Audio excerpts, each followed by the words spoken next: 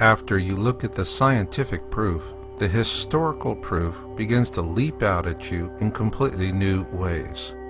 A good example of this new context can be found with Jeremiah, a prophet from the Old Testament. He felt compelled to warn us of something he called the destroyer, and he clearly foresaw how the entire earth would suffer its wrath. In Jeremiah 25:32 and 48:8 we read, "Disasters will soon spread from nation to nation. They will come like a powerful storm to all the faraway places on earth." Here, Jeremiah clearly warns us that this future cataclysm will beset us on a global scale. He goes on to say, "The destroyer will come against every town. Not one town will escape. The Lord said this will happen." Here, Jeremiah identifies the global cataclysm as being caused by something he refers to as the destroyer. So, are there any similar ancient texts from this same period of time that give us the same exact wording? Yes, there is.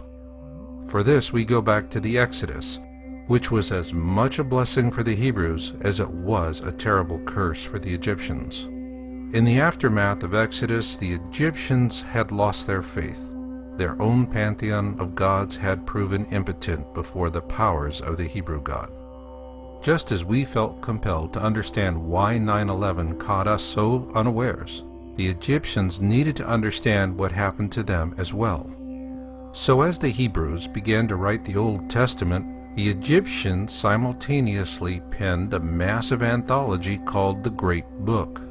The original text was written in ancient Hieratic and was later translated into Phoenician and then on into English. In its original form, the Great Book was the size of a modern encyclopedia, and it offered very precise historical accounts. Two such notable accounts were Noah's flood, or the deluge as it is more commonly known across the four corners of the earth.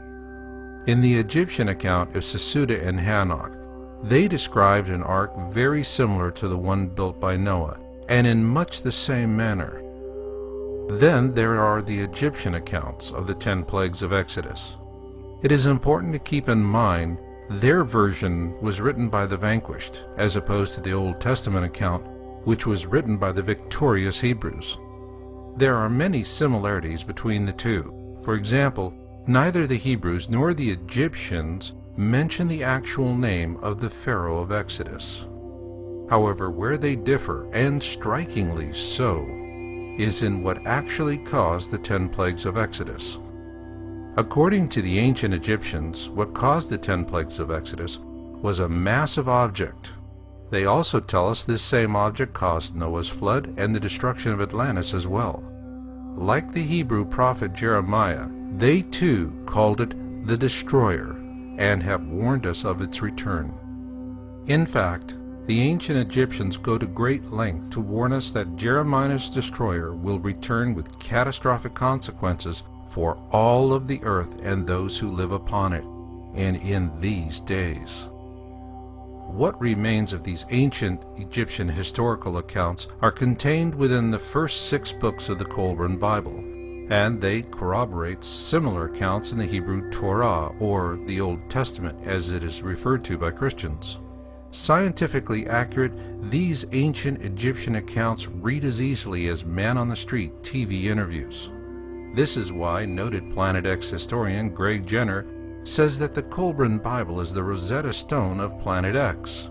This is because the Egyptian accounts are so prescient they unlock many Planet X secrets buried within the Holy Bible and numerous other ancient texts and folklore.